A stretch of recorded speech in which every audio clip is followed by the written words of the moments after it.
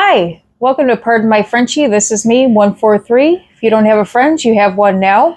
Today, my guest is Brady, and we're going to be talking about a topic on kids after they suffer a loss of a pet. So recently, probably within the past, well, it was over a year now, we had loss of one of our pets named Harley. Harley was a boxer. He lived to be 12 years old. He ended up passing from boxer cardiomyopathy. Now, we knew when Harley was probably when he was 6 or 7 years old, we knew that he had a bad heart murmur, and that was that he had congestive heart failure. So we knew that this was something that would be progressing throughout his life. We previously had a boxer named Sammy, and that he was before Harley, and he also had boxer cardiomyopathy, and he also passed of it years ago. So it is a disease that unfortunately attacks the heart, and once the dog gets very excited and so forth, it just kind of throws them into a heart attack mode and takes them. Now, the good thing about the disease is that when it does set in, the dog is not in any pain, and they pass quickly, and that is a good thing, because the most important thing when we have a pet is that when they do go to be with God, is that they're not in any pain. So that's the beauty of that's what we all want in life, is that when we go on to the next part of our life, is that we go peacefully, and especially with being surrounded by the ones that we love. So anyways, we got Harley, and probably, I think maybe 6 or 7 months later, Brady was born. So Brady grew up with Harley. And I'm not going to lie, I don't think that Harley was very fond of Brady in the beginning, because Harley was the baby of the family. So it took Harley a little warming up to Brady in the beginning. But eventually, they became like best friends, and Harley really watched over Brady.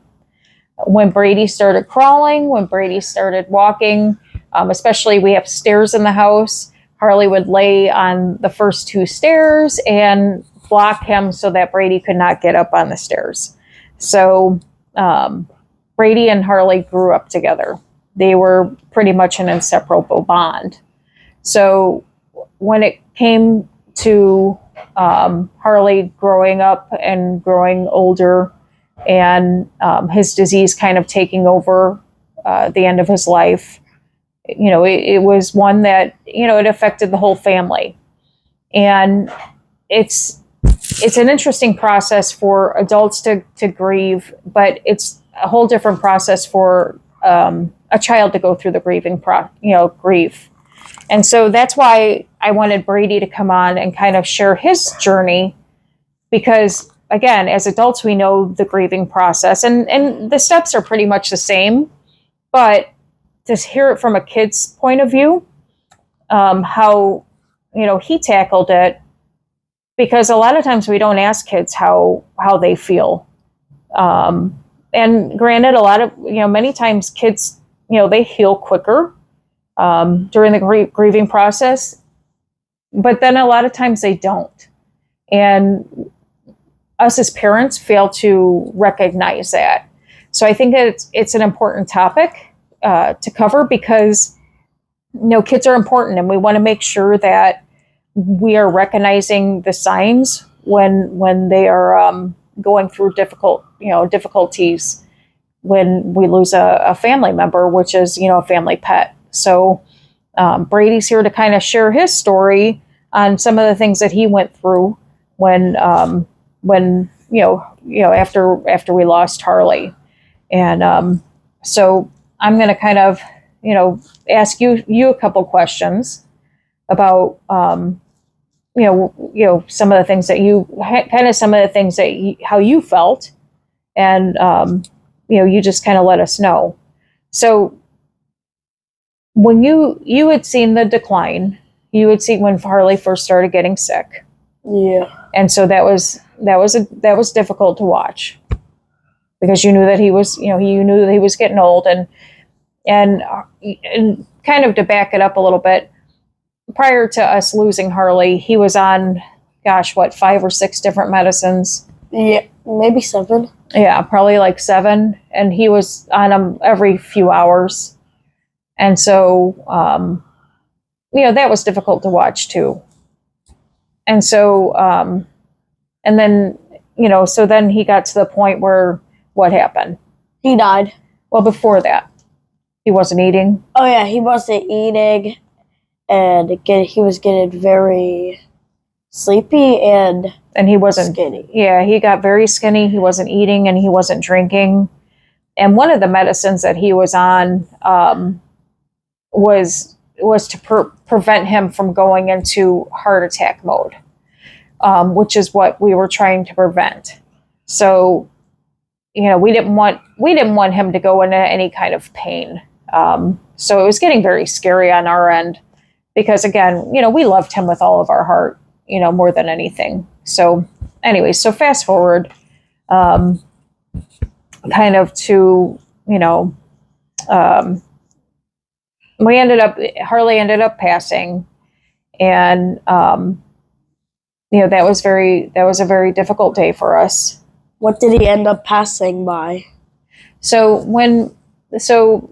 the one morning, I had to take him to the vet, and when we got to the vet, he went into cardiac arrest, and he passed at the vet. And when I had gotten home, unfortunately, I was at the vet with him alone, and I came home, and Brady met me at the door, and of course I did not have Harley with me. And I asked her, "Where's Harley?" And I had told him that, I had told him what happened, and Brady got extremely upset with me, which was very valid, because he was sleeping when I had taken him to the vet, which, again, there's a lot of mixed feelings there, because maybe as a parent I should have trusted you more, and maybe because your opinion on it was that you wanted to see him one last time. Yeah. And maybe I should have trusted you a little bit more to know that you could have handled it, to be able to say, yeah, let's, maybe I should have maybe I should have trusted the fact that you were mature enough to understand that, that you would be okay knowing that was going to be the last time that you were going to see him. Yeah. But I think I was trying to protect your feelings too much. And maybe that's where I made a mistake as a parent, trying to protect it too much. But you don't have to worry about it. Right. But I mean, that's, parents don't do everything right sometimes, but I think that's how we learn from our mistakes as well. So fast forward, Brady got extremely upset, and because he wasn't able to see his dog for the last time. And so we went upstairs and we talked about it, what had happened. And you were extremely mad at me for a long time. For 5 months? Yeah, probably 5 weeks. Yeah, weeks, not months. Probably about 5 weeks. Brady was extremely upset with me, and that was okay. I was okay with it. But tell me, during that time, what were some of the things that you were feeling? Like, were you angry? Were you sad? Were you? I was feeling the stage where, like, I know I'm never gonna see him again until I die. But like, I'll be able to see him, like, I can't think of the word for it though. So Because I saw like all of our other dogs after they've passed. right.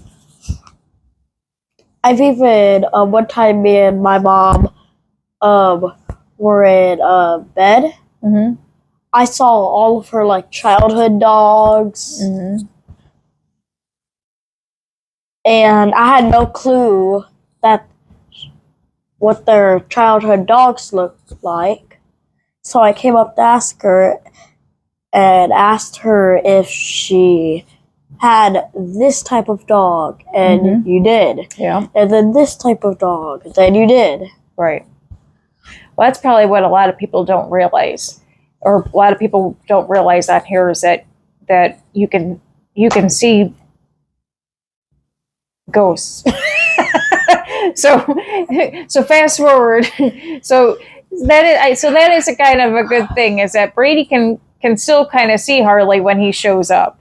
So Brady can see different spirits and stuff when they show up. But it still hurt me very bad. So he can't see them all the time, but he can see him when he does show up. So every once in a while, when Harley shows up, he can still see him. So that is a positive. And I've had some ghost occurrence, but that's in another video. Yeah, we'll talk about the other ghost occurrences in another video. But yes, so yes, Brady is very special, where he's able to see spirits and so forth. But that's in other videos. We'll talk about that. Yeah. But the might good be in thing, our next one. Yeah, exactly. That might be in the next video. We'll talk about in all 5 minutes it'll be out. Right. but yeah, so he does. He's lucky. He can see Harley when he comes in and out of the house, which is nice. But it doesn't take away the fact that Harley is not physically here. That's the big issue. And it doesn't take away the fact that even though he can see him when he comes in and out, he can't physically touch him, and he can't hug him and run with him in the yard. So that was the painful part. What? Purple aura. Right. And so what do you think the hardest part of losing him was? Probably the part that I wouldn't be able to see him, and also like the part where like I wouldn't be able to feel him. So like I went into that stage that like kind of depressed me a little. Sure. And did you was there anything that you found that helped you? Yes. What did you find that helped you when you were in that sadness? So if you're a kid, talking to grown-ups, or even if you're not a kid, talk to your best friend, or like go to a therapist. Yeah. Because I went to a therapist for a while, it kind of solved my situation a lot. It always helps talking to people, right? Yes, talking to people is the main thing. If you don't have anyone to talk to, though, probably listen to other people. Like, make friends, or like listen to us. Right. Because you got a friend here. Exactly. You've got friends here. And what was the one thing that I made you? The dog? Dog? Oh, yeah. She made me a dog stuffed animal. I wish I could bring it, but... Well, we'll show it on the next one. But one of the things that Brady and I were talking about, one of the things that he's actually lucky, is I had made him I went to Build-A-Bear and I had made him a stuffed dog, and it has in it a little sound box. And in the sound box, it has the bark of Harley in there. And I told him that he's very lucky because the dogs that I had growing up, I don't have that. We didn't have the modern technology when I was a kid. And so I don't have those memories anymore of the dogs that I lost when I was a kid. So it's kind of sad because as I grow older, I don't remember their sounds anymore. And I don't remember, I have pictures and so forth, but I don't have things like that. So now he has, the dog upstairs that he can just press it and hear Harley's, bark. And, of course we've got videos and all that good stuff, but he has different ways to remember him. And, so there's just different ways that you can heal. But no matter what, there's never going to be a dog that's going to replace Harley, ever. There's nothing that replaces him in our hearts. And we built a garden in the side of our yard in honor of all of our dogs that we lost. It's a little Rainbow Bridge garden. So we do all these wonderful things to memorialize them. Go ahead. The worst part of that month, though, the month Harley died, the same month one of my other dogs died. Right. We lost 2 dogs. We lost 2 dogs. All pressure was on me. Yeah, it was. Yeah, it was a tough time for us. So it was a really, really challenging time for our family, and but we made it. We made it. It was very challenging, but the good thing is that when you're a family, you get through tough times, and as long as you have a good support system and you can sit and talk about things, that's how you make it through, right? Yes, no matter if you even if you have a disability, you feel the same thing. Exactly. So how do you feel how do you feel now after, it's been a while? So I'm feeling better because over the time of grief, there's a lot of stages, but grief never ends. Right. Absolutely.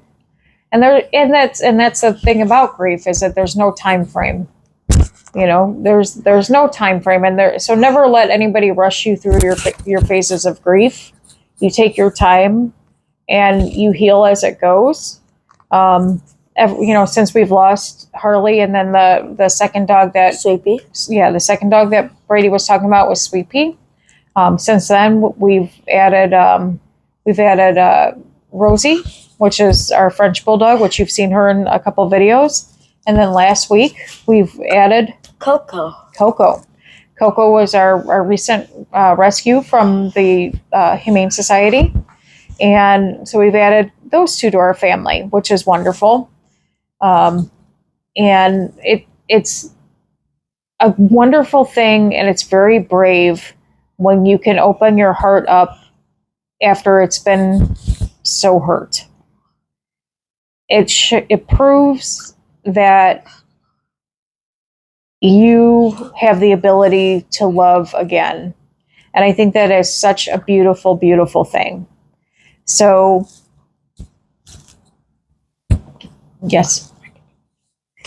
So, the worst part about this month, or next month, or this year, I could sense Lola's getting old. Yeah, she is. Lola's getting older, and Lola's our other dog. Yeah, we have 3 dogs. We used to have 3 dogs: Harley, Lola, and Sweet Pea. Sweet Pea Harley has died, And sometimes Lola, since she's like the only one that's been there for a while, gets sad because like she doesn't see her old buddies. Mm-hmm. And also I think sometimes she gets mad because like some of our new dogs, Oh yeah. I think they're the first in the pack. Yeah. I think she gets a little out of joint sometimes. But she's loved. She's very loved. And she's our oldest right now. So, but she's still doing wonderful. She's still got her spot for sure. So, For sure. but well, that's the end of this video. If you don't have a friend, you have got one now. Yep, you've got one now. Thanks for stopping by. And until next time, please hit that subscribe button and you'll find our t-shirts in the shop once we post it up there. And maybe like button or follow us. Yes, follow us. Follow us on TikTok. And YouTube and Instagram. And we will see you next time. Bye-bye. Our TikTok's part of our Frenchie.